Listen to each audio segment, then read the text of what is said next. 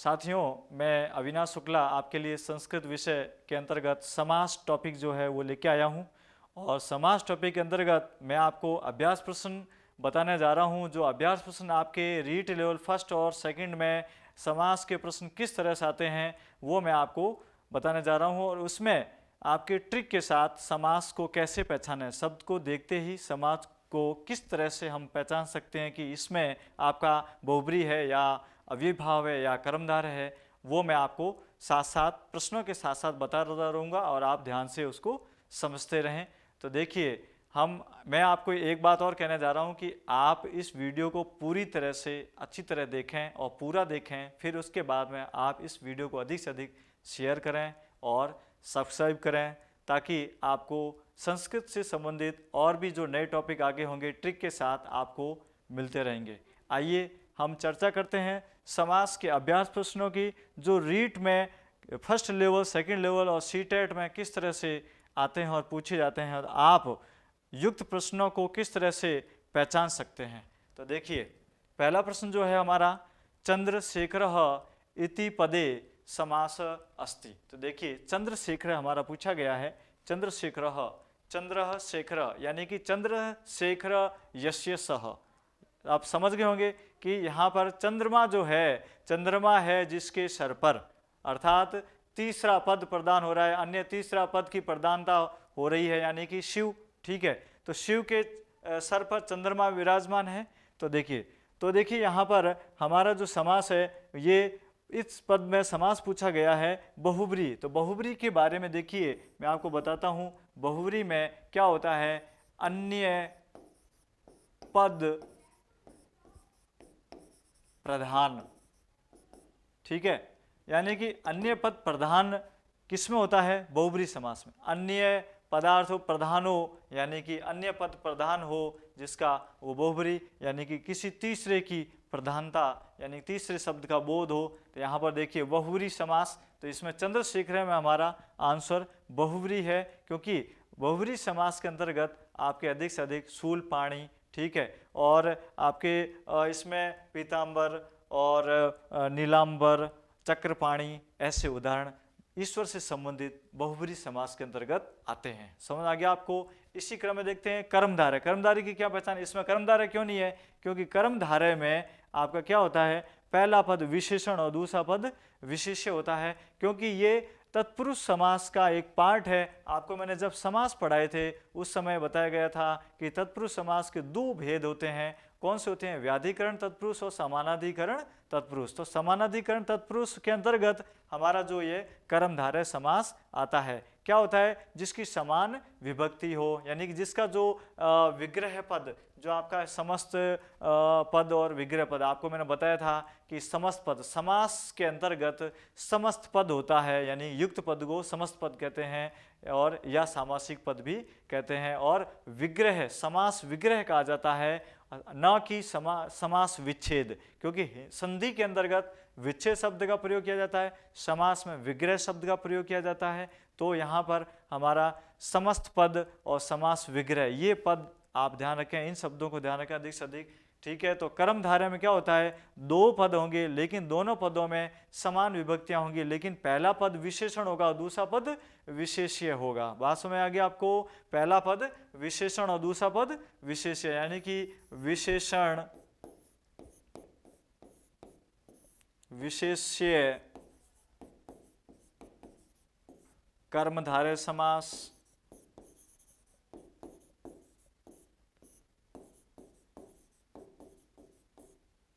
ठीक है, पहला पद जिसका विशेषण हो और दूसरा विशेष्य हो, लेकिन दोनों में विभक्तियां समान होंगी। ठीक है, जैसे नील कमलम, तो उसका विग्रह करेंगे नीलम कमलम, तो दोनों पद समान विभक्तियों में विग्रह हो गए, इसलिए वो आपका नीलम जो है वो विशेषता प्रकट कर रहा है। किसकी बता रहा विशेषता? कमल की। कमल की विशेषता क्या है? कि नीला है। ठीक है, तो जिसकी विशेषता बताई जाए, ठीक है, तो देखिए जिसकी विशेषता बताई जाए वो विशेष्य है, तो कमल विशेष्य है, और विशेषण पद है नीला, यानी नील कमल। देखिए नील कमलम, तो देखो इसका विग्रह करेंगे नीलम कमलम, समान विभक्तियों में।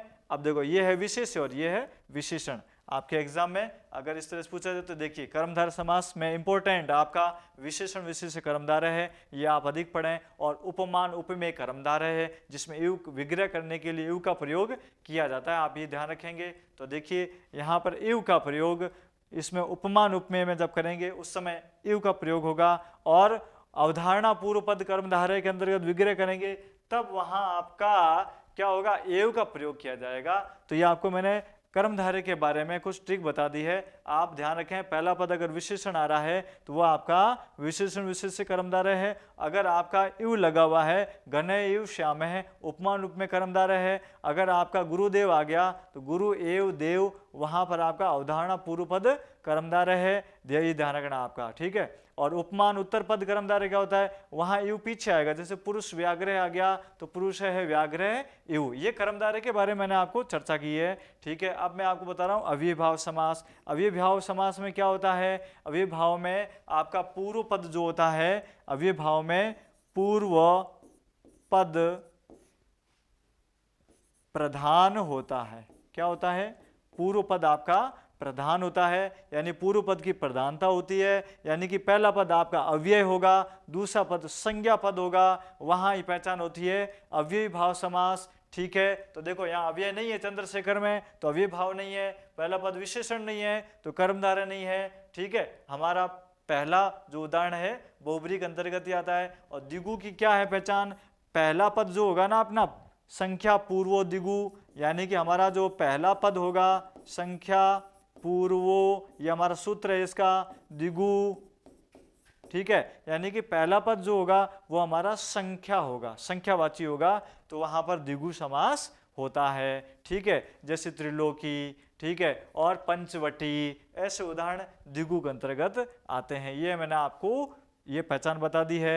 उत्तर पद दूसरा पद, पूर्व पद क्या होता है पहला पद, अन्य पद क्या होता है तीसरा पद होता है, बात समझ आएगा आपको, ठीक है। उभय पद क्या होता है दोनों पद, उभय पद यानी दोनों पद, ठीक है। तो ये ध्यान रखें, ये कुछ शब्दार्थ आपको रेडी होने चाहिए समास के अंतर्गत। जनरल चीजें बेसिक जो है मैं जीरो से बता रहा हूँ, ये चीजें आपको मालूम होनी चाहिए। तो आपके अपने पहला जो प्रश्न है हमारा, ये फर्स्ट प्रश्न के अंतर्गत मैंने आपको इतनी सारी ट्रिक बताई, ध्यान रखें। इसी क्रम में आगे बढ़ते हैं। प्रश्न संख्या दूसरा जो है अव्यय भाव समास का उदाहरण है, पूछा जा रहा है अव्यय भाव समास का उदाहरण है। देखिए साथियों, आपको प्रश्न को ढंग से अच्छी तरह से परीक्षा में समझना है, उसको देखना है, पढ़ना है अच्छी तरह से, ऑप्शन अच्छी तरह से देखने हैं, क्योंकि ऑप्शन कभी कभार कंफ्यूजन में डाल देते हैं और फिर वहाँ गलती कर बैठते हो, इसका ध्यान रखें, गलती नहीं करना है। अव्यय भाव समासस्य उदाहरणमस्ति, अव्यय भाव समास का उदाहरण है। आप विसर्ग हलन का बहुत ध्यान रखें, कभी कभार ऐसा होता है विसर्ग देते हैं, कभी कभार विसर्ग नहीं देते हैं,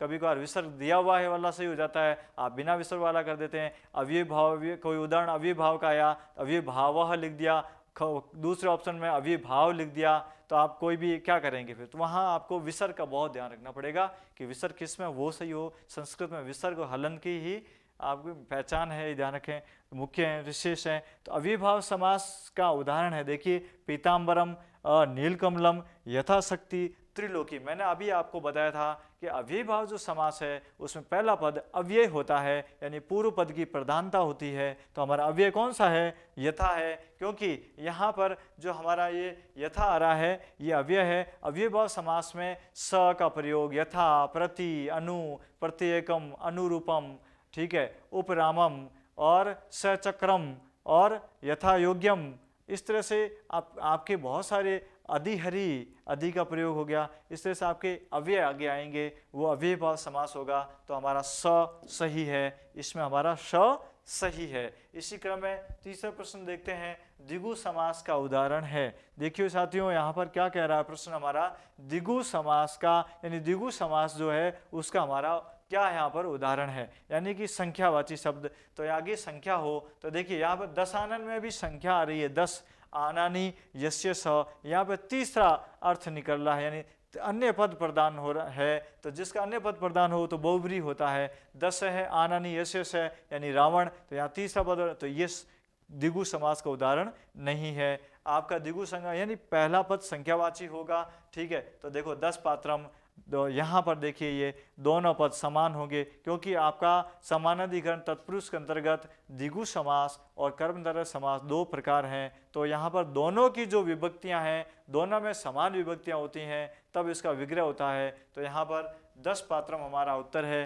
क्योंकि दशानाम पात्राणाम समाहार है, यानी कि द्विगु समास में समाहार का प्रयोग किया जाता है, वो हमारा विग्रह हो जाता है। तो 10 पात्रम हमारा जो है ये हमारा वह सही है, अनुरथम नहीं है, क्योंकि अनु उपसर्ग आपके आ गया है। अव्ययभाव समास का उदाहरण है महापुरुष महान पुरुषः इति, ये आपका कर्मधारय का उदाहरण है, क्योंकि महा जो है महान में बदल गया और ये यहाँ पर पुरुष की विशेषता बता रहा है कि पुरुष कैसा है, महान है। तो ये हमारा कर्मधारय का उदाहरण है, इसलिए हमारा ऑप सही है 10 पात्रम, क्योंकि ये द्विगु समास का है। इसी क्रम में आगे प्रश्न संख्या 4 देखते हैं। हमारा प्रश्न संख्या 4 क्या है? प्रतिदिनम इति सामासिक पदस्य विग्रहम अस्ति। यहाँ पर हमारा पूछा गया है प्रतिदिन में सामासिक पद। देखिए इसमें सामासिक जो विग्रह पूछा गया है कि सामासिक जो पद है हमारा, ये सामासिक पद क्या है? आपको मैंने कहा था कि सामासिक जो पद है वो समस्त पद होता है, इसका दूसरा नाम समस्त पद है। तो ये अपना समस्त पद दिया हुआ है। अब इसका पूछा है विग्रह क्या है, तो दिनम दिनम प्रति, या प्रति प्रतिदिनम, या दिन प्रतिदिनम, या दिनम प्रतिदिनम प्रति। तो देखिए साथियों यहाँ पर क्या है, तो मैंने आपको अव्ययभाव समास के अंतर्गत कराया था। क्या कराया था? यदि आपका पहले अगर पद, पहला जो पद है पूर्व पद है, वो अगर आपका अव्यय है और दूसरा पद संज्ञा पद है, वो अव्ययभाव समास के अंतर्गत आता है। बात समझ आ गई आपको? तो देखिए यहाँ पर प्रतिदिनम अव्ययभाव समास का उदाहरण है, लेकिन अव्ययभाव समास में मैंने आपको बोला था अगर प्रति के पीछे जो पद आ रहा है वो पद आपको 2 बार लिखना है और द्वितीय व्यक्ति एक वचन में लिखना है और प्रति पीछे चला जाता है, ठीक है? तो दिनम दिनम प्रति बनेगा, प्रतिदिन नहीं बनेगा, दिनम प्रति नहीं बनेगा, ठीक है? तो इसी तरह से देखिए यहाँ पर हमारा उत्तर आ रहा है दिनम दिनम प्रति, यानी कि हमारा असही है। प्रति प्रतिदिनम नहीं है, दिन प्रतिदिन नहीं है, दिन प्रतिदिन प्रति नहीं है, हमारा आंसर सही है दिनम दिनम प्रति, ठीक है? अगर इसी तरह से प्रति ग्रामम आ जाता तो ग्रामम ग्रामम प्रति होता, प्रति वनम आ जाता तो वनम वनम प्रति होता, ठीक है? इसी क्रम में आगे चलते हैं, प्रश्न संख्या 5 देखते हैं। राम लक्ष्मणौ इति पदे समासः अस्ति। यहाँ पूछा गया है राम लक्ष्मणौ इति पदे, यानी राम लक्ष्मण में, यानी कि यहाँ समास पूछा गया है कि यहाँ समास क्या कौन सा है राम लक्ष्मणौ। तो मैंने आपको समझाया था, क्या समझाया था कि ट्रिक बताई आपको मैंने, द्विगु में क्या आगे होगा? संख्या होगी, ठीक है? और अव्ययभाव में क्या आगे होंगे? आगे अव्यय होंगे, ठीक है? और फिर कर्मधारय में आगे क्या होगा? पहला पद विशेषण होगा। और उसमें क्या तत्पुरुष में क्या होता है? तत्पुरुष मैंने आपको बोला है के लिए कारक के अगर कनेक्टर का प्रयोग अगर हो रहा है, कारक के लिए से अलग होना, का के, ऐसा अगर पता चल रहा है, राजा का पुरुष, ठीक है? तो वो तत्पुरुष का है। और अगर संख्या आ रही है तो वो द्विगु का है, ठीक है? तो इस तरह से देखेंगे। अन्य पद प्रधान होता है बहुब्रीहि का है। तो देखिए ये मैंने आपको वापस रिपीट करा, यहाँ हमारा जो पद आया है द्वंद्व के बारे में चर्चा कर रहे हैं, ये द्वंद्व का उदाहरण आ गया है। तो देखिए राम है राम है च लक्ष्मण है च, राम है लक्ष्मण है च, ठीक है? रामश्च लक्ष्मणश्च, मैंने 3 विग्रह सुनाए आपको, ठीक है? पहला राम है च लक्ष्मण है च, ठीक है? रामश्च लक्ष्मणश्च या राम है लक्ष्मण है च, इन तीनों में से, यानी कि ये आपका विग्रह है। तो ये जो ऐसा सिस्टम किस में होता है? द्वंद्व में होता है, क्योंकि द्वंद्व में क्या होता है? दोनों पद प्रधान होते हैं, जिसका उभय पद प्रधान हो, जिसका उभय पद प्रधान हो, ठीक है? तो वो द्वंद्व। तो देखिए दोनों पद यहाँ पर श्रेष्ठ हैं, राम भी श्रेष्ठ हैं, लक्ष्मण भी श्रेष्ठ हैं। तो यहाँ पर हमारा द्वंद्व सही है। द्विगु में आगे संख्या होती है, तत्पुरुष में कारक चिन्हों का प्रयोग, कारक का पता चलता है, और कर्मधारय में आपके पहला पद विशेषण होता है। तो इस तरह से ये है नहीं, हमारे दोनों पद आ गए, 2 पद आए हैं, और वो भी किस में है? दो अंतिम पद प्रथमा विभक्ति द्विवचन में है, लक्ष्मणौ, ठीक है? इसलिए यह आपका द्वंद्व के अंतर्गत आएगा। इसी क्रम में आगे प्रश्न संख्या 6 देखते हैं। विद्यालयः इति पदे कः समासः अस्ति। देखिए विद्यालय पद जो आया है इसमें देखेंगे विद्यालय इति पदे यानी इस पद में कौन सा समास है पूछा गया है। तो मैंने आपको अभी बताया है, पहचान बताई है मैंने आपको। तो देखिए विद्यालय में आगे अव्यय है नहीं है, तो ये अव्यय भाव का है ही नहीं। और यदि विद्यालय में आगे आपकी संख्या आ रही है, संख्या लगी हुई है, नहीं लगी हुई तो आपका दिगु भी नहीं है। तो देख लो दिगु भी नहीं है और अव्यय भाव अव्यय नहीं है। विद्यालय में पहला पद विशेषण दिख रहा है आपको, नहीं है ना, तो कर्मधारय भी नहीं है, ठीक है। और विद्यालय में दोनों पद प्रदान हो रहे हैं, नहीं है, तो देखिए द्वंद्व भी नहीं है, तो दिगु नहीं है, द्वंद्व नहीं है, कर्मधारय नहीं है। ये आपको ट्रिक बता दी। बचा क्या? तत्पुरुष। क्यों? अब देखो विद्या कालय, विद्या कालय, तो का आ गया ना, तो यहाँ पर आपकी षष्ठी विभक्ति यानी कि विभक्तियां वाले विभक्ति तत्पुरुष, तो यानी कि षष्ठी तत्पुरुष चल लागू हो रहा है। तो यहाँ पे अपना तत्पुरुष समास है। अगर यहाँ आपका षष्ठी लिखा हुआ आता, षष्ठी तत्पुरुष, तो भी आपका उत्तर सही होता। केवल तत्पुरुष अगर आ रहा है तो भी उत्तर आपका सही है। तो ये आप ध्यान रखें इस चीज का। तो ये इस तरह से हमारा राइट है इस प्रश्न में। अगला प्रश्न देखते हैं, प्रश्न संख्या 7। कर्मधारय समासस्य उदाहरणम अस्ति। देखिए मित्रों, कर्मधारय समासस्य, कर्मधारय समास का उदाहरण है, यानी कि कर्मधारय जो है, कर्मधारय समास का उदाहरण इसमें से कौन सा है वो आपको देखना है। तो बस मैंने आपको क्या बोला है, दिमाग में आप एक ही बात रखिए कि कर्मधारय जो समास का उदाहरण जो आएगा उसमें क्या होगा, पहला पद विशेषण होगा। पहला पद क्या होगा? विशेषण होगा। विशेषता अगर नजर आए तो आप समझ लेना वो कर्मधारय समास है। तो देखो सूर्य चंद्रऊ, तो ये आपके देखो पीछे पहचान आ रही है, औ की मात्रा है और दोनों पद श्रेष्ठ हैं, सूर्य भी और चंद्र भी, उभय पद प्रदान हो रहा है यहाँ पर। तो ये अपना किसका? कर्मधारय का नहीं है। ये किसका है? सोच लो किसका है, अभी बताया था द्वंद्व समास का उभय पद प्रदान, जिसमें दोनों पद प्रदान हो वो द्वंद्व समास, ठीक है। स्वयं पितामहान, ये हमारा उदाहरण नहीं है। फिर महापुरुषः, देखो महान पुरुषः इति, महान च असौ पुरुषः, यानी कर्मधारय के आपके च असौ च यम च तत् भी लगते हैं विग्रह के समय। आप सिंपल दोनों विभक्तियों को बराबर समान रख सकते हैं। महान पुरुष है, यानी कि ये उदाहरण हमारा पकड़ में आया है, ये उदाहरण हमारा सही है। किसका है? कर्मधारय का है। और क्या है? महान पुरुष है। तो महापुरुष यानी महान पुरुष है इति विग्रह है इसका, महापुरुष है। ये देखो कर्मधारय का उदाहरण है। पाकशाला ये भी नहीं है, तो हमारा राइट है। समझ में आपको आ गया होगा। इसी क्रम में आगे बढ़ते हैं, प्रश्न संख्या लेते हैं 8। बहुव्रीहि समासस्य उदाहरणम अस्ति। बहुव्रीहि समासस्य उदाहरणम अस्ति।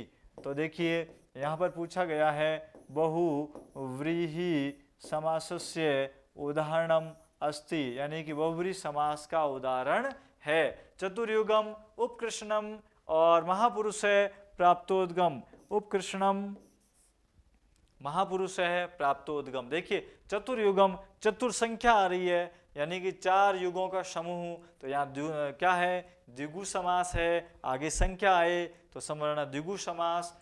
केवल दशानन को छोड़ देना, दशानन आपका बहुव्रीहि में ही आता है, ठीक है। फिर उपकृष्णम आ रहा है, तो उपकृष्णम जो है ये आपका उप आ रहा है, अव्यय है, अव्ययी भाव समास है, ठीक है। नदीभिश्च, नदीभिश्च, इस सूत्र से अव्ययी भाव समास में द्विगंगम, पंच यमुनम, पंचगंगम ऐसे भी उदाहरण आते हैं आपके। तो वहाँ द्विगु मत नहीं करें, क्योंकि वो नदियों की संख्याओं के नदियों के आगे संख्याएं आ रही हैं, वो अव्यय भाव समास का उदाहरण होता है, वहाँ द्विगु नहीं करें, ठीक है। देखो उपकृष्णम, तो ये आपका अव्यय भाव। फिर महापुरुष है, महान पुरुष है, यानी कि ये आपका किसका है? कर्मधारय। किसका है? कर्मधारय का है। प्राप्तोद्गम, प्राप्तम उदकम, बात समझ आ गई?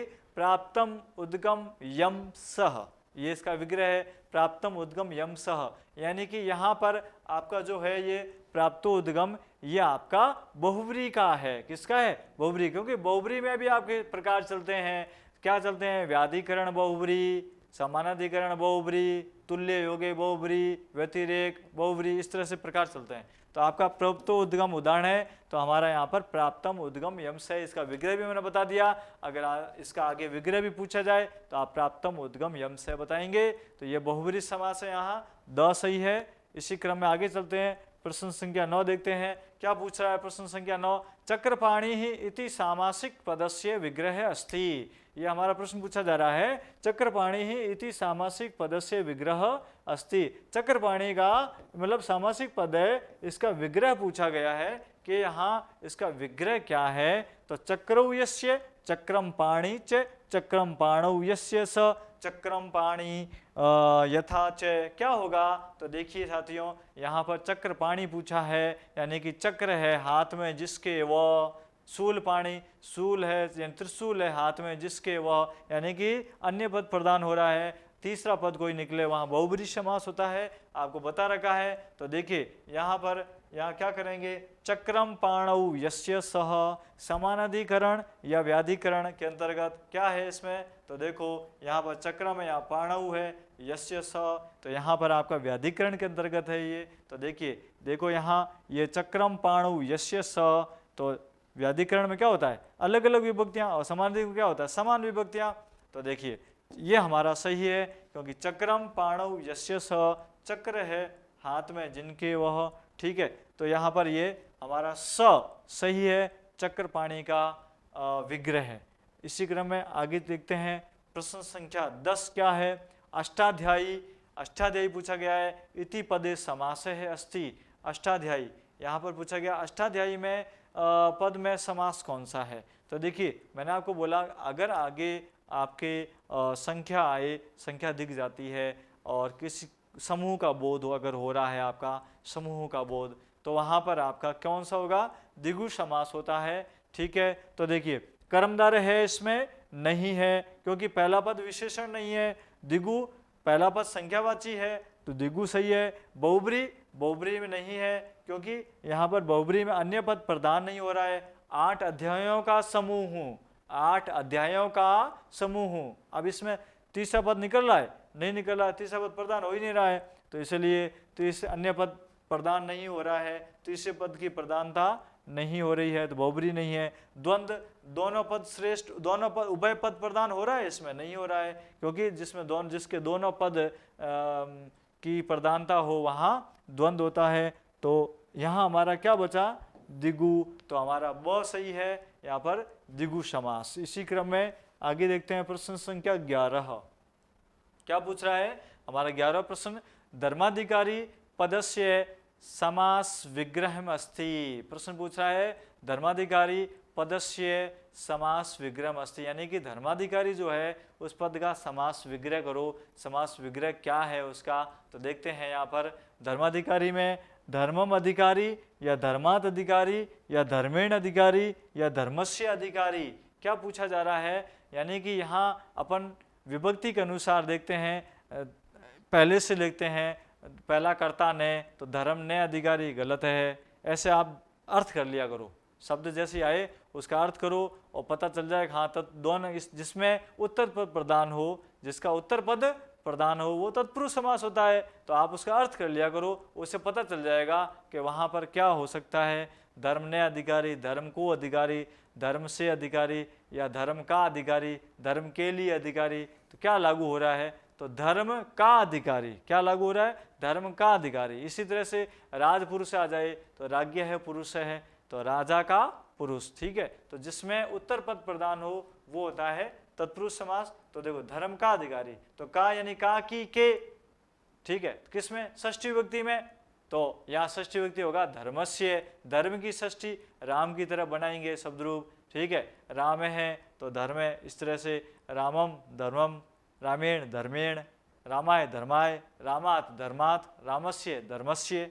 तो देखिए आपका यहाँ धर्मस्य आ रहा है, धर्म का अधिकारी, किसका अधिकारी, धर्म का अधिकारी। तो हमारा द सही है, हमारा डी ऑप्शन यानी द सही है। इसी क्रम में प्रश्न संख्या 12 देखते हैं। 12वां क्या है, पुरुष व्याघ्रः इति पदे समासः अस्ति।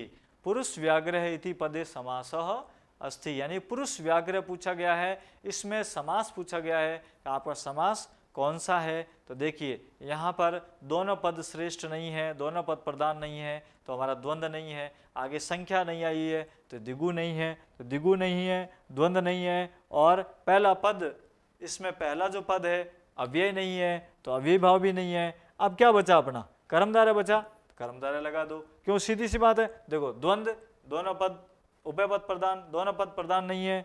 देखो द्विगु में संख्या होती है, आगे संख्या नहीं है। अव्यय भाव आगे अव्यय होते हैं, अव्यय नहीं है, तो बचा क्या? कर्मधारय। तो ये हो गया ट्रिक से। और समझ के करोगे तो समझ के कैसे करेंगे? पुरुष है, व्याग्रह है, यानी कि इसका विग्रह करते हैं। पुरुष व्याग्रह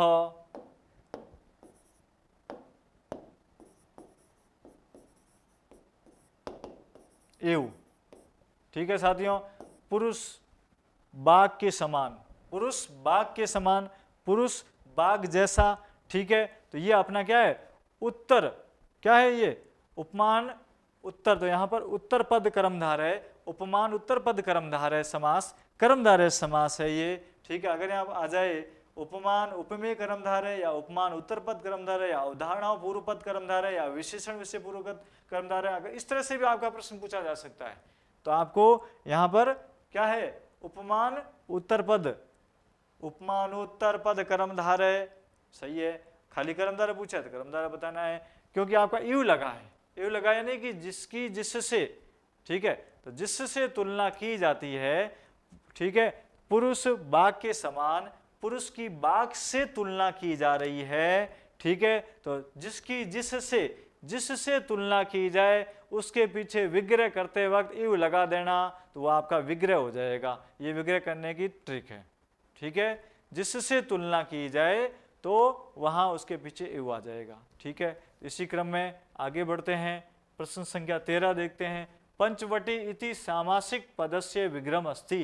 पंचवटी जो है यहाँ पूछा गया है, पंचवटी ये अपना समस्त पद आया है, इसका विग्रह बताओ। विग्रह क्या है? तो देखिए ये आगे संख्या आ गई है, तो ये द्विगु समास का उदाहरण है। अब हम इसका विग्रह करेंगे। पंचानाम वटानाम समाहारः इति, 5 वाटिकाओं का समूह, या पंचवटी या पंचानाम समाहारः या पंचवटी। क्या सही होगा हमारा? पंचानाम वटानाम समाहारः इति, ये हमारा उत्तर सही है। इसी क्रम में देखते हैं प्रश्न संख्या 14 है। क्या है? सुंदर बालकः इति पदे समासः अस्ति। सुंदर बालकः इति पदे समासः अस्ति, यानी कि सुंदर बालक प्रश्न में इस शब्द में समास पूछा गया है कि आपका समास कौन सा है। तो मैंने आपको बताया था कि सुंदर बालक है, ध्यान से पढ़ो इसको। सुंदर बालक यानी कि पहला पद विशेषण है और बालक की विशेषता बताई जा रही है कि सुंदर है ये। ठीक है, और दूसरा पद विशेष से क्या है? बालकः। आपके रीट एग्जाम में फर्स्ट लेवल या सेकंड लेवल में आपको जो औपचारिक गद्यांश आएगा उसमें आपका अगर वहाँ विशेषण पद पूछ लिया जाएगा, कोई पद दे देंगे और कहेंगे अत्र विशेषण पदम किम, या कोई पद दे देंगे वहाँ कहेंगे अत्र विशेष्य पदम किम, तो मैं आपको विशेषण और विशेष्य पहचान करने के लिए आपको मैं टॉपिक करवा चुका हूँ, तो उसको भी आप अच्छी तरह से बराबर पढ़ते रहें, अभ्यास करते रहें। तो यहाँ पर देखिए पहला पद जिसका विशेषण हो और दूसरा विशेष्य वो कर्मधारय समास। तो देखिए यहाँ पर हमारा कर्मधारय समास है, क्योंकि सुंदरः बालकः इति। ठीक है, तो देखिए यहाँ पर कर्मधारय समास हमारा है, द्विगु नहीं है क्योंकि पहली संख्या नहीं है, बहुब्री में अन्य पद प्रदान नहीं हो रहा है, अव्यय भाव में आगे अव्यय होना चाहिए तो अव्यय नहीं है, इसलिए हमारा सुंदर बालक के अंतर्गत कर्मधारय समास है। समझ आ गया आपको? इसी क्रम में देखते हैं क्वेश्चन नंबर 15 पंचदश, यानी कि हमारा जो 15वां प्रश्न है, क्या कहता है? शीला माधवौ इति पदस्य समास विग्रह अस्ति, यानी कि शीला माधवौ पद में पूछा गया है कि आपका समास विग्रह क्या है, इसका समास विग्रह क्या होगा। तो यहाँ पर देखो आपके दो पद हैं, शीला और माधव, दो पद हैं, दोनों पद प्रधान है। जिसके दोनों पद प्रधान हो वो क्या होता है? जिसका उभय पद प्रधान हो क्या होता है? द्वंद्व समास। ठीक है, तो देखिए इसका विग्रह क्या होगा? तो द्वंद्व मैंने आपको बताया था विग्रह कैसे करते हैं। ठीक, प्रत्येक पदों को विभक्ति में, प्रथम विभक्ति में बदल करके च लगाना पड़ता है। ठीक है, तो देखो प्रथम व्यक्ति में देखो शीला माधव च नहीं है प्रथम व्यक्ति, ये प्रथम व्यक्ति है लेकिन ये नहीं है, ये प्रथम व्यक्ति है लेकिन ये नहीं है, ये प्रथम व्यक्ति है, ये भी प्रथम व्यक्ति है। देखो बात समझ आ गई आपको। देखिए शीला च माधव च, दोनों में प्रथम व्यक्ति है। शीला प्रथम व्यक्ति एक वचन लता की तरह बनाया तो शीला, राम है माधव को राम की तरह बनाया तो माधव, तो शीला च माधव च, ये आपका ऑप्शन। अगर एग्जाम में आपका यहाँ पे आ जाता है शीला च माधवश्च तो भी सही है, अगर आपका यहाँ पर आ जाता है शीला माधव च तो भी सही है। ठीक है, तो ये आप ध्यान रखेंगे इस चीज़ का अवश्य। इसी क्रम में आगे बढ़ते हैं। प्रश्न संख्या 16 क्या कह रहा है हमारा प्रश्न? प्रतिदिनम, यानी कि यहाँ पर जो है प्रतिदिन आए चाहे प्रतिवनम आए, ठीक है, कुछ भी आए आप ध्यान रखें। समास पूछा है, यहाँ पर समास कौन सा है? तो मैंने बात की है, जैसे प्रतिदिनम उदाहरण पढ़ा था, दिनम दिनम प्रति, तो प्रतिवनम वनम वनम प्रति, यानी आगे प्रति अव्यय है, तो अव्यय है तो आपका ये समास अव्ययी भाव समास है। कौन सा समास है? अव्ययी भाव समास है, क्योंकि यहाँ पर प्रति अव्यय है और यहाँ पूर्व पद की प्रधानता हो रही है, जिसका पूर्व पद अव्यय हो और दूसरा पद संज्ञा हो, वो आपका अव्ययी भाव समास होता है। तो इसलिए हमारा यहाँ अव्ययी भाव समास है, द्विगु नहीं है, कर्मधारय नहीं है, द्वंद्व नहीं है। ठीक है, इसी क्रम में आगे देखते हैं। प्रश्न संख्या 17वां क्या कहता है? सप्तानाम दिनानाम समाहारः इति पदानाम सामासिक पदम भवति। यहाँ प्रश्न पूछा गया है कि सप्तानाम दिनानाम समाहारः, ये जो पद आया है ये आपका विग्रह पद है, इसका इस पद का सामासिक पद होता है। इसका सामासिक यानी कि समस्त पद होगा, युक्त पद होगा। क्या होगा युक्त पद? सप्त दिनम, सप्तपदी, सप्त सत, सप्त समा। क्या होगा मित्रों बताइए? सप्त दिनम, तो देखो मैंने आपको समस्त पद जोड़ने का तरीका बताया था, एक ट्रिक बताई थी कि जोड़ते कैसे हैं। पहले पद में जो विभक्ति हो उसका लोप कर दो। ठीक है, तो देखो आपका पहला पद जो विभक्ति है, क्या विभक्ति है इसमें? क्या है? षष्ठी विभक्ति, बहुवचन, लोप किया, क्या बचा? सप्त। और दिनानाम, दूसरे पद में भी द्वंद्व। देखो यहाँ पर द्विगु समास के अंतर्गत दोनों पद क्या होते हैं? समान विभक्ति में होते हैं, तो उन दोनों पदों में विभक्तियों में क्या करना पड़ेगा? लोप करना पड़ेगा। तो इसमें भी लोप किया, क्या बचा? दिन, सप्त दिन आ गया। और इसको आप पीछे क्या लगा दो? म लगा दो। क्या लगा दो? म। युक्त करने के लिए आप दोनों पदों में विभक्ति का लोप करें। किसमें? द्विगु समास के में अंतर्गत द्विगु में आप दोनों पद में विभक्तियों का लोप करके और पीछे उसको युक्त करके लिख के और माँ लगा दीजिए, यानी कि द्वितीय व्यक्ति एक वचन में, तो आपका ये इस तरह से पद आ जाएगा सप्त दिनम। और हमारा असही है इसके अंतर्गत क्वेश्चन नंबर 17 में। ठीक है, तो सप्ताह नाम दीना नाम समारोह 7 दिनों के समूह, यानी कि इसका युक्त पद होगा सप्त दिनम, समस्त पद सप्त दिनम। प्रश्न संख्या 18, पाणिपादम इति पदे समासे अस्ति। पाणिपादम, पाणिपादम में पूछा गया है कि आपका समास कौन सा है। ठीक है, तो पाणी चे पादौ चे। ठीक है, तो मैंने आपको बताया था ये वहाँ पर क्या करेंगे, जब मैंने आपको कराया था समाहार द्वंद्व समास करवाया था, समाहार द्वंद्व समास। तो समाहार द्वंद्व समास में क्या बताया था? इनके युक्त पद हमेशा नपुंसकलिंग एक वचन में होते हैं। ठीक है, और जब हम विग्रह करते हैं तो वहाँ पर ऐसाम समारह पुल्लिंग पद हैं, तो ऐसाम समारह स्त्रीलिंग पद हो, आसाम समारह नपुंसकलिंग पद हो, अन्यो समारह लगाते हैं। ठीक है, तो यहाँ पर देखो पाणी च पादौ च ऐसाम समारह या पाणी पादौ च ऐसाम समारह। ठीक है, तो देखिए यहाँ पर ऐसी स्थिति में हमारा द्वंद्व समास है, लेकिन आप देखिए द्वंद्व तो है हमारे यहाँ। देखो अव्ययी भाव नहीं है, अव्यय नहीं है, द्विगु में संख्या होती वो नहीं है, कर्मधारय में अगला पद विशेषण होता वो नहीं है, तो बचा द्वंद्व। अब द्वंद्व जो हमारा है वो द्वंद्व जो है ये द्वंद्व समास। अब यहाँ एग्जाम में अगर आपका आ जाए क्या आ जाए? समाहार द्वंद्व। अगर यहाँ लिखा हुआ है आगे समाहार द्वंद्व, तो आप समाहार द्वंद्व भी सही कर सकते हैं। अगर आपका समाहार नहीं लिखा हुआ था, केवल द्वंद्व आता है, तो आप द्वंद्व भी सही कर सकते हैं। ठीक है ये द्वंद्व का उदाहरण पाणिपादम, हस्तपादम, इसकी जगह हस्तपादम आ जाए तो अभी द्वंद्व समास का उदाहरण है, यानी समाहार द्वंद्व का है। ठीक है, चराचरम आ जाए, ठीक है, अहि नकुलम आ जाए, गो महिषिम आ जाए, गंगा स्वर्णम आ जाए, सारे आपके ये उदाहरण समाहार द्वंद्व के हैं। इसी क्रम में आगे देखते हैं। प्रश्न संख्या 19 क्या है? दशाननः पूछा है, दशानन है इति पदे समास अस्ति, 10 हैं आनंद जिसके वह, यानी 10 है आनानी यस्य स, यानी कि ये हमारा बहुब्री समास का उदाहरण है, क्योंकि इसमें द्विगु नहीं है। ये ध्यान रखें, मैंने आपको पहले बोला दशानन एक पद ऐसा है जो बहुब्री समास के अंतर्गत आता है, तो बहु अविभाव नहीं है और द्विगु भी नहीं है, इसमें बहुब्री समास है और द्वंद्व भी नहीं है। ठीक है, तो ये आप ध्यान रखें, बहुब्री समास। प्रश्न संख्या 20 देखते हैं, भूत बलि, क्या पूछा गया है, भूत बलि इति पदे समासः अस्ति, यानी कि भूत बलि पद में समास कौन सा है। तो देखिए यहाँ पर बात वही आ गई, विभक्ति का प्रयोग करेंगे।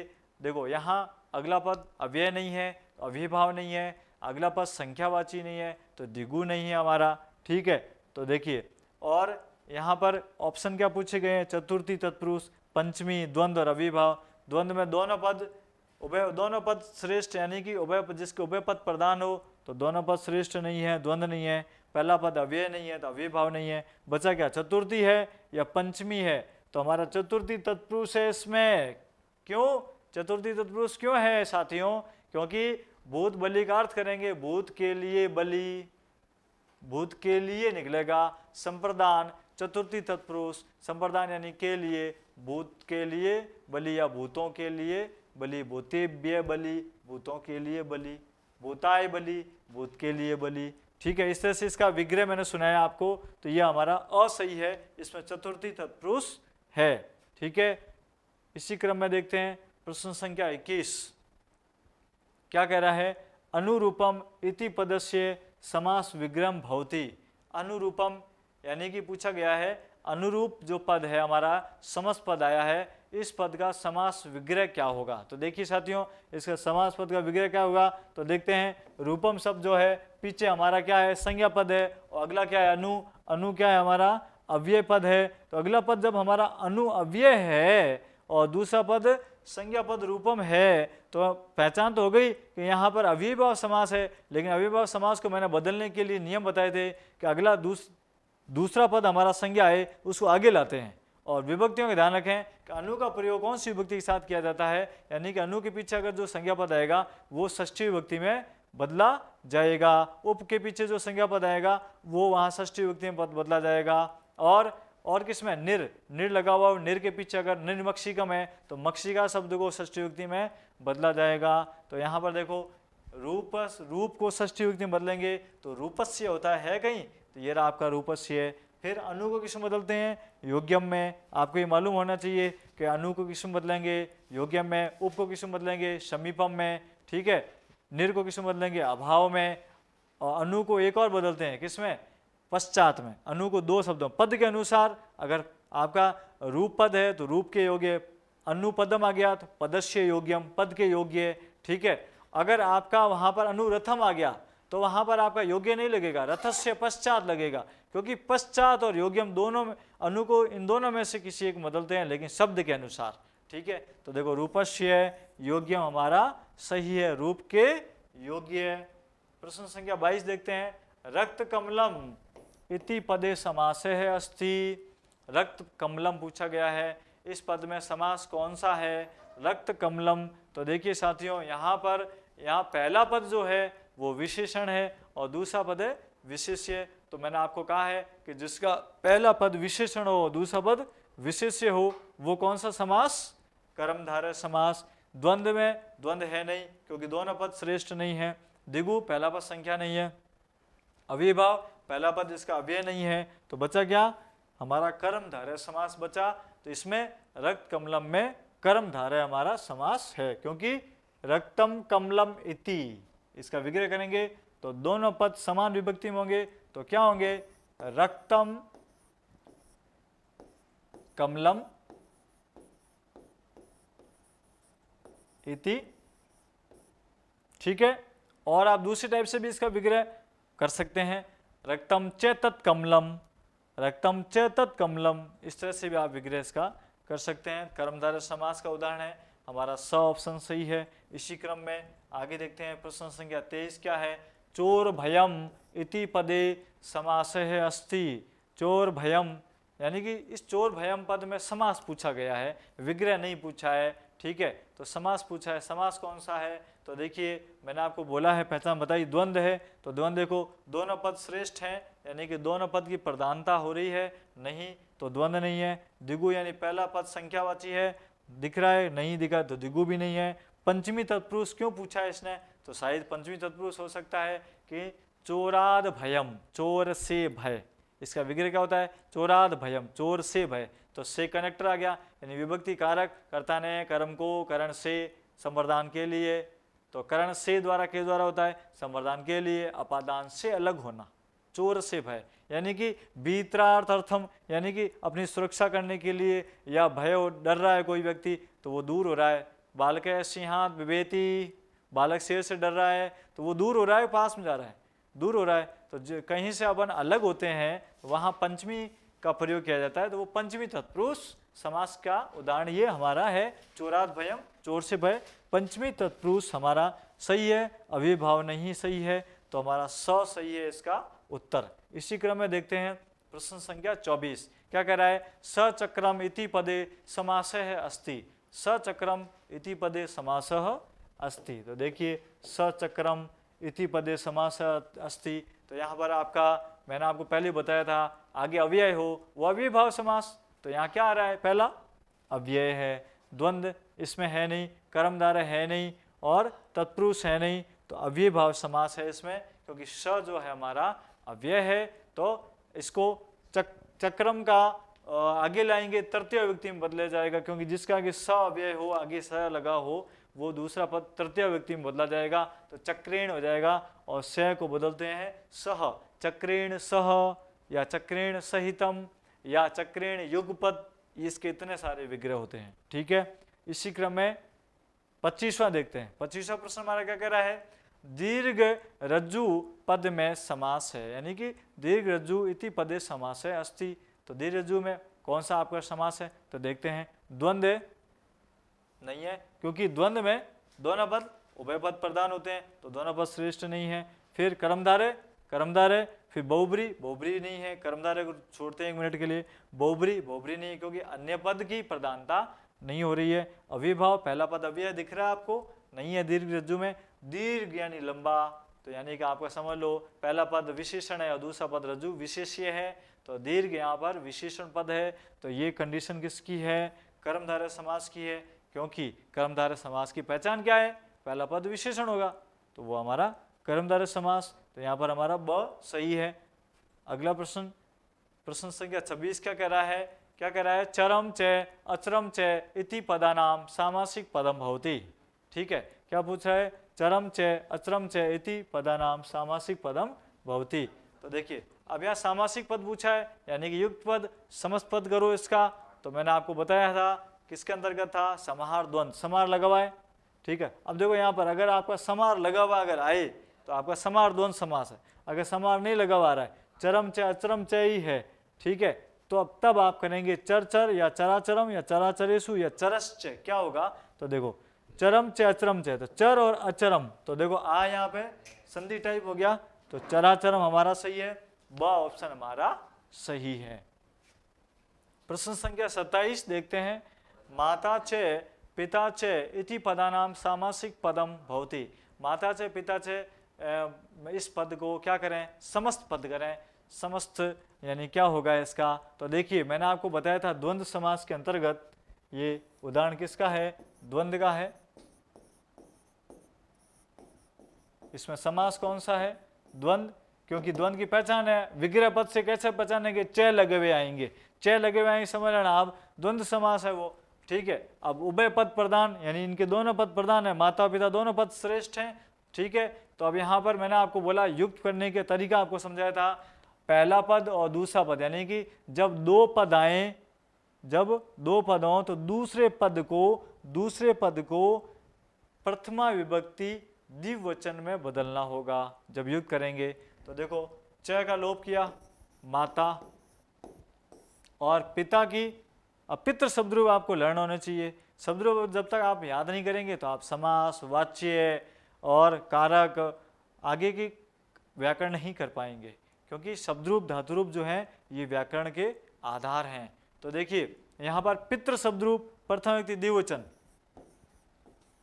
क्या होता है, पिता पितरौ पितरः, पितरम पितरौ पितृन। तो देखिए यहाँ पर हमारा पितरौ आ रहा है, तो माता पितरौ, तो देखिए ऑप्शन में कहीं है, ये रहा स सही है हमारा, माता पितरौ ऑप्शन में आ रहा है, स हमारा सही है। इसी क्रम में 28वां प्रश्न देखते हैं क्या है, यथा योग्यम इति पदे समासः अस्ति। यथा योग्य में इस पद में समास पूछा जा रहा है कि यथा योग्य में समास कौन सा है। तो यहाँ देखो यथा क्या है, अव्यय है, तो यहाँ पे क्या होगा, अव्ययी भाव। द्वंद्व है नहीं इसमें, पुरुष है नहीं, द्विगु है नहीं, क्योंकि द्विगु में संख्या होनी चाहिए, आगे संख्या नहीं है। ठीक है, तत्पुरुष में विभक्तियों का ज्ञान, मतलब विभक्ति के बारे में, तो विभक्ति के बारे में है नहीं, तो इस तरह से हमारा अव्ययी भाव समास है, द्वंद्व नहीं है, क्योंकि दुबय पद प्रदान नहीं है यथा योग्य में। ठीक है, योग्यता के अनुसार, तो यहाँ पे हमारा अव्यय आ रहा है, पूर्व पद प्रदान है, इसलिए अव्ययी भाव समास। प्रश्न संख्या 29 क्या है हमारा, 29, उन्नत वृक्षः इति पदे समासः अस्ति। पूछा है उन्नत वृक्षः, इस पद में समास कौन सा है। तो देखिए मैंने आपको बताया कि पहला, जिसमें पहला जो पद विशेषण और दूसरा पद विशेष्य हो, वो क्या होता है, कर्मधारय होता है। तत्पुरुष इसमें है नहीं, बहुव्रीहि है नहीं, और द्वंद्व है नहीं। तो हम बात करेंगे किसकी, कर्मधारय की। पहला पद विशेषण है और दूसरा पद विशेष्य है। वृक्ष की विशेषता बता रहा है कि वृक्ष उन्नत है, अच्छा है, श्रेष्ठ है, बड़ा है, विशाल है। तो ठीक है, तो देखो विशाल वृक्ष आ जाए तो भी आपका कर्मधारय समास, उन्नत वृक्ष आ जाए तो भी आपका कर्मधारय समास, उन्नतः वृक्षः इति। ठीक है, उन्नत च असु वृक्षः। तो इस तरह से आपके ये विग्रह पद हैं, दो टाइप के मैंने बताई। इसी क्रम में 30वां देखते हैं। 30वां प्रश्न क्या है, उपकृष्णम इत्यत्र समासो अस्ति। प्रश्न पूछा जा रहा है, प्रश्न कह रहा है उपकृष्ण में यहाँ आपका समास कौन सा है, उपकृष्ण पद जो आया है इसमें समास आपका कौन सा है। तो देखिए आपके read level first, read level second और सीटेड वगैरह, इनमें आपके समास के जो उदाहरण पूछे जाते हैं, अपठित गद्यांश आएगा या अपठित पद्यांश होगा, उसमें से आपका प्रश्न बनेगा। इस टाइप से प्रश्न बनते हैं, या तो आपको समस्त पद दे दिया जाएगा तो उसमें कहेंगे समास का नाम बताओ, या फिर आपका विग्रह पद दिया जाएगा तो कहेंगे उसका युक्त पद, समास सामासिक पद क्या होगा या समस्त पद क्या होगा, या फिर आपका कोई दे देंगे कि इसमें अव्ययी भाव समास या किसी समास का नाम दे देंगे, द्विगु का या बहुब्रीहि का, तो उसमें कहेंगे कि उसका इसमें उदाहरण कौन सा है। ठीक है, या विग्रह पद क्या है। तो इस तरह से आपके ये प्रश्न पूछे जाते हैं। तो देखो हर तरह के प्रश्न आपके सामने आ रहे हैं। अपन 29 प्रश्न पढ़ चुके हैं, 30वां पढ़ने जा रहे हैं। देखिए उपकृष्णम इत्यत्र समासो अस्ति। उपकृष्णम यानी कि कृष्णस्य समीपम। ठीक है, उप को हम बदलते हैं समीपम में, और जो पिछला जो पद होता है वो आगे आ जाएगा। कौन सी विभक्ति में होता है, षष्ठी विभक्ति में। किसमें होता है, षष्ठी विभक्ति में। तो कृष्णस्य समीपम, इसका ये विग्रह हो गया, यानी कि हम विग्रह जान गए तो समझ लो यहाँ पर आप आगे उप क्या है, अव्यय।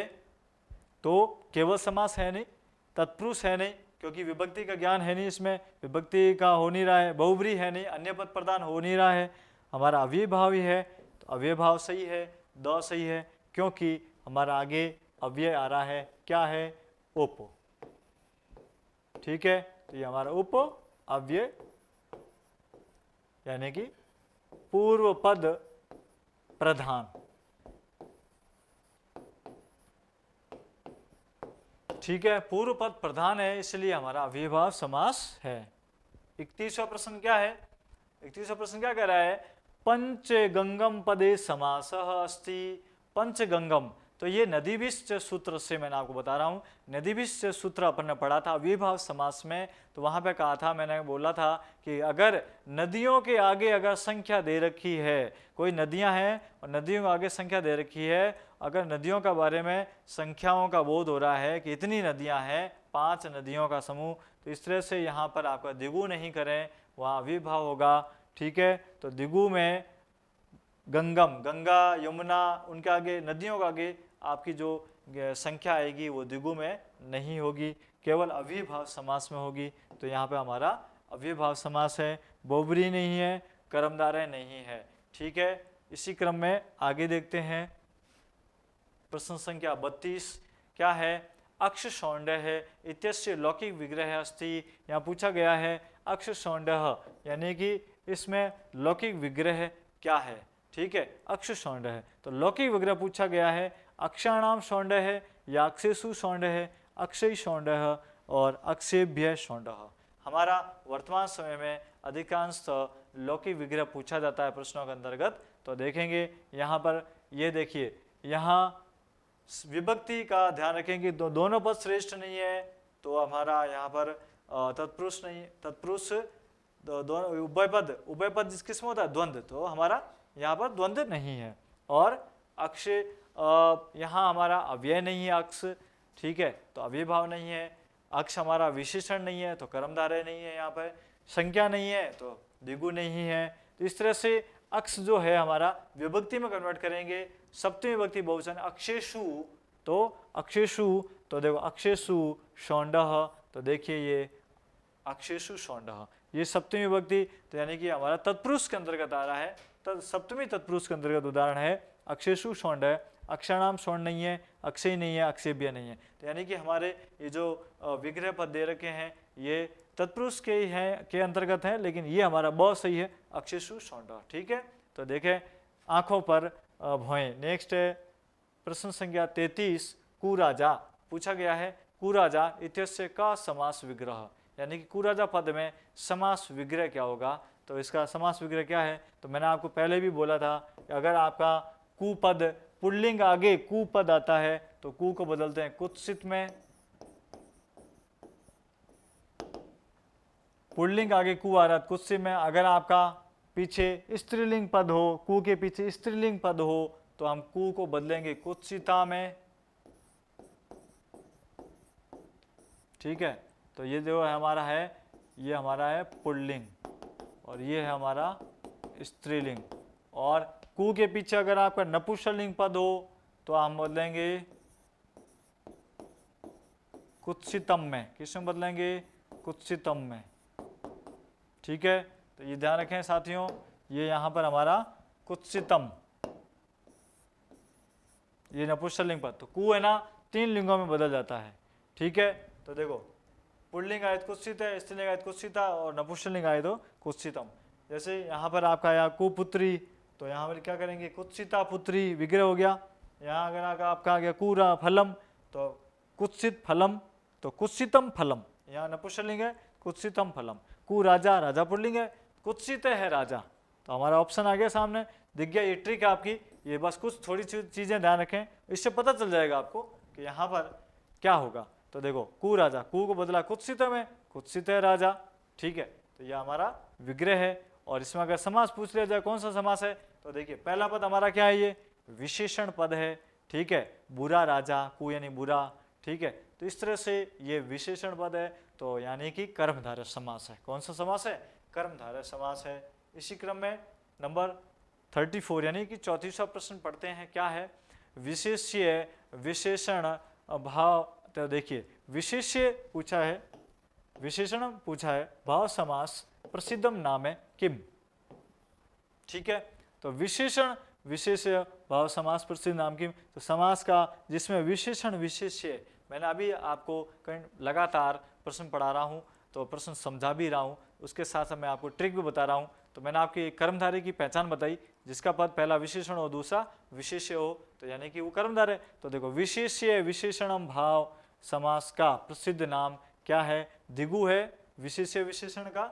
या फिर देखिए साथियों, ये प्रश्न ना थोड़ा इस तरह से पूछ लिया जाए तो आपको करना है सही से, और अगर आपका ये आगे आ जाए विशेषण और विशेष्य पीछे आ जाए तब भी आपको कंफ्यूज नहीं होना है।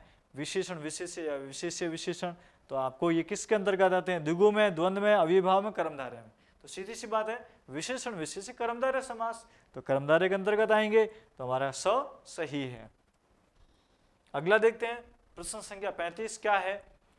अधिहरि, क्या पूछा गया है?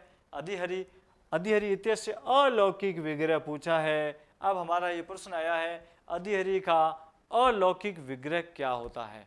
ठीक है, ये एक प्रश्न आपका आया है परीक्षा में। लौकिक ही विग्रह अधिकांश पूछा जाता है, लेकिन अलौकिक भी अगर पूछ लिया जाए तो वो भी आपको देखो, ये एक उदाहरण आया है, आप कर सकते हैं प्रश्न को कैसे। अधि हरि शु नहीं है, क्योंकि अधि हरि शु से तो विसर्ग लग जाएगा, अधि हरि हो जाएगा, ठीक है, क्योंकि सुप्ति अंतम पदम, सुप्ति यानी कि जो हमारे सुप प्रत्यय हैं, 21 सुप प्रत्यय जब पद शब्द के पीछे जुड़ते हैं पद बनते हैं, यानी कि हमारे शब्द रूप बनते हैं। तो अधि हरि ये नहीं है, अधि हरिणी नहीं है, ये भी गी इससे भी नहीं होगा, हरि गी अधि इससे होगा, ठीक है, हरोविति गी इससे भी नहीं होगा, तो इससे होगा हमारा हरि गी और अधि। तो अधि हरि, क्योंकि ये अधि आगे अव्यय है, आगे आ जाएगा, और हरि जो पद है वो पीछे चला जाएगा, ये ध्यान रखेंगे, क्योंकि ये हमारा जो है जब हम इसका विग्रह करेंगे तो वो हरे ही होगा। क्या विग्रह होगा, इस पिछले अंतिम पद को आगे लाएंगे तो यहाँ क्या हो जाएगा, हरे क्यों हुआ, इससे ए यानी विसर्ग लग गया, और पीछे जो अधि है वो हमारा क्या होगा। तो देखिए यहाँ पर जो है सप्तमी, तो देखिए यहाँ इसमें सप्तमी विभक्ति का प्रयोग करते हैं, तो सप्तमी विभक्ति से विग्रह करते हैं, तो यहाँ हरऊ होगा, गी से सप्तमी विभक्ति, तो ठीक है, सप्तमी विभक्ति के अंतर्गत हरऊ, और फिर बाद में ये अधि है, अधि को किस में बदलते हैं, इति में, तो हरऊ इति ये हमारा विग्रह है। क्या है, विग्रह। अगर विग्रह पूछा जाए तो आपको समास विग्रह अधि हरि का हरऊ इति करेंगे, आप हरऊ इति बताएंगे। अगर आपका अलौकिक विग्रह पूछा जाए तो आपका अलौकिक विग्रह हरि प्लस गी प्लस अधि, ये आपका अलौकिक विग्रह, और ये है आपका अधि हरि। अगर आपका लौकिक विग्रह पूछा जाए, लौकिक विग्रह बताओ, तो आप बताएंगे लौकिक विग्रह जो है हमारा वो देखेंगे कैसा है, देख लो, ये हरऊ इति ये हमारा लौकिक विग्रह है, ठीक है। तो इस तरह से आप ध्यान रखेंगे कि यहाँ पर हमारा सही क्या है, तो हमारा सही है स, ये अलौकिक विग्रह। इसी क्रम में 36वां प्रश्न क्या कह रहा है, 36 राम कृष्णौ अस्मिन पदे, तो राम कृष्णौ, ठीक है। अब यहाँ देखो वही बात आ गई, जिसके दोनों पद प्रधान हो, जिसके उभय पद प्रधान हो, वो आपका द्वंद्व समास होता है। तो देखिए राम कृष्णौ अस्मिन पदे समास अस्ति, राम कृष्णौ यहाँ समास पूछा गया है, तो देखिए यहाँ पर क्या है, यहाँ विग्रह इस पद में समास है, तो क्या होगा, मतलब विग्रह ही पूछा आपका, यहाँ समझ लीजिए आपका समास विग्रह पूछा गया है। तो देखो राम है च कृष्ण च रामश्च कृष्णम च रामेण च कृष्णेन च रामे च रामे च, क्या होगा, तो देखेंगे यहाँ पे हमारे दो पद आ रहे हैं, तो देखो रामः कृष्णः च, ऐसे भी विग्रह पूछ आए तो आप वो भी सही कर सकते हैं, रामश्च कृष्णश्च, अगर ऐसा है तो भी सही है, रामे च कृष्ण च आ रहा है तब भी सही है, तो हमारा अ सही है, इसके अंदर कौन सा सही है, अ। इसी क्रम में आगे देखते हैं, आगे वाला क्या है, 37वां प्रश्न क्या कह रहा है, संस्कृत समास है गतिविधि, पूछा गया है कि संस्कृत में समास जो है कितनी विधियां हैं इसमें संस्कृत समास के अंतर्गत, यानी कि तो देखो संस्कृत में समास अगर लघु सिद्धांत कौमुदी के अनुसार देखा जाए तो कितने हैं, 5, कितने हैं 5। तो सप्तविधि अष्टविधि षड्विधि ये पूछे गए हैं, तो ये हमारे हैं नहीं, गलत है, हमारा सही है स पंचविधि लघु सिद्धांत कौमुदी के अनुसार 5 विधियां, ठीक है। इसी तरह से प्रश्न संख्या 38 क्या कह रहा है, ग्रहगतः, क्या पूछा गया है, ग्रहगतः उदाहरणम इदम विद्यते, ग्रहगतः यानी कि ये जो पूछा गया है प्रश्न, ग्रहगतः ये उदाहरण है, किसका है ये पूछा है, तो आपको मैंने ट्रिक बताई, ढूंढो ये किसका है, ग्रहगतः। आगे संज्ञा आ रही है, नहीं आ रही है, विशेषण है, नहीं है, ठीक है, तो संज्ञा आती तो दिगु होता, विशेषण है तो विशेषण कर्मधारय होता, वो भी नहीं है, दोनों पद प्रधान है, नहीं है, दोनों पद प्रधान किस में होते हैं, द्वंद्व में, ये भी नहीं है, पहला पद अव्यय है, नहीं है, तो ये भी नहीं है, अव्यय भाव भी नहीं है, द्वंद्व भी नहीं है, और बहुब्री भी नहीं है, क्योंकि अन्य पद प्रधान जिसका हो वो बहुब्री भी नहीं है, क्योंकि ग्रहगत का अर्थ होता है घर को गया, घर को गया, तो कर्ता ने कर्म को यानी कि यहाँ पे द्वितीय तत्पुरुष है, जहाँ विभक्ति का अगर नॉलेज हो रहा है, विभक्ति का बोध हो रहा है, का से के लिए इस तरह से निकल रहा है, तो आपका वहाँ तत्पुरुष समास है। कौन सा समास है? तत्पुरुष। तो गृहम गतः, घर को गया, तो यहाँ पर हमारा तत्पुरुष समास है गृहगत के अंतर्गत। तो ये उदाहरण हमारा इसका है, तत्पुरुष समास का। इसी क्रम में आगे देखते हैं 39 प्रश्न जो है, 39वां क्या है? पंचवटी पूछा है और पद में प्रयुक्त समास है, ये पूछा गया है। तो पंचवटी पदे प्रयुक्त समास है अस्ति, ठीक है।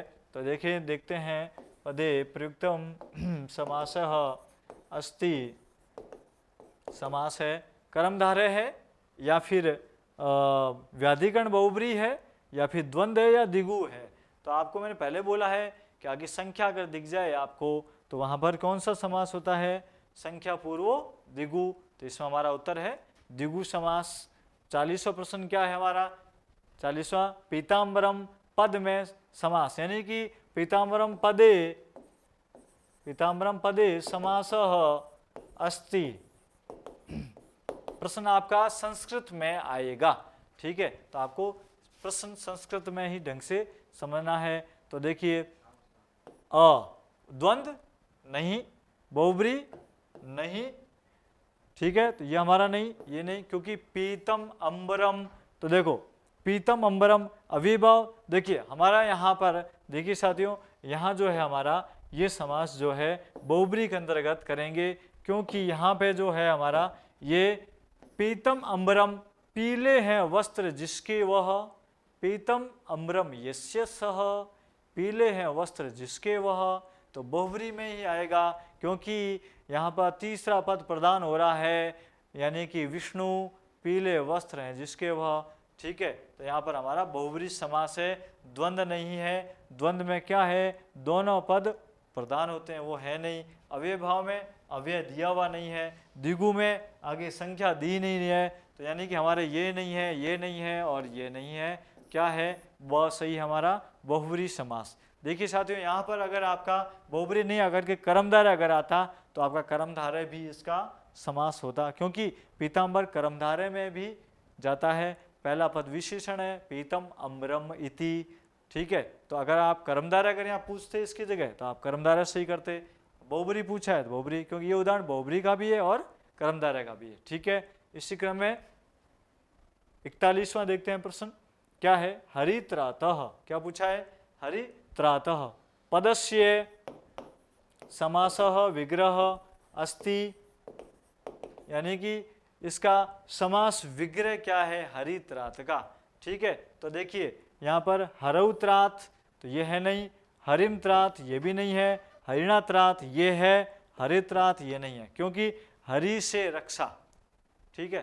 तो देखो यहाँ पर ये जो है हरिणात्रातः, तो से आ रहा है, कर्ता ने कर्म को करण से, तृतीय तत्पुरुष, तत्पुरुष का उदाहरण है ये, क्योंकि यहाँ उत्तर पद प्रदान है, ठीक है।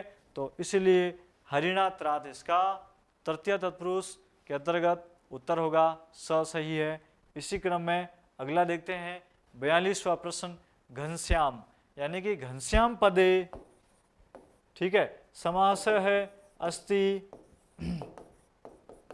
घनश्याम पद में समास है, कौन सा समास है? तो मैंने आपको बताया था किसमें, कर्मधारय समास के अंतर्गत विशेषण विशेष्य, उपमान उपमेय कर्मधारय, उपमान उत्तर पद कर्मधारय, अवधारणा पूर्व पद कर्मधारय, ये आपको मैंने 4 प्रकार कर्मधारय के अंतर्गत करवाए थे। तो उसमें देखिए उपमान उपमेय कर्मधारय, जिसकी जिससे तुलना की जाए, तो उसके पीछे जिससे, यानी जो पद जिससे तुलना की जाती है उसके पीछे यू लगता है, ये आपको मैंने ट्रिक बताई थी। तो देखिए यहाँ पर घनश्याम जो है हमारा द्विगु का नहीं है, बहुब्री का नहीं है और कर्मधारय का है। किसका है? कर्मधारय का। अव्यय भाव का नहीं है, क्योंकि पहला पद हमारा अव्यय यहाँ पर नहीं है, और द्विगु का पहला पद संख्या है तो संख्या भी नहीं है, और बहुब्री में अन्य पद प्रदान हो रहा है, नहीं हो रहा है, क्योंकि यहाँ पे देखो घनः, इसका विग्रह करके देखते हैं, घनः एव श्यामः, ठीक है साथियों, घनः एव श्यामः, बादल के समान श्याम, बादल जैसा श्याम, ठीक है। तो देखिए यहाँ पर हमारा कर्मधारय समास है, उपमान उपमेय कर्मधारय समास। तो ये आपके जो हैं 42 प्रश्न इम्पोर्टेंट हैं ये, और ये आपके समास प्रकरण के अंतर्गत अभ्यास प्रश्न पूर्ण हुए। धन्यवाद।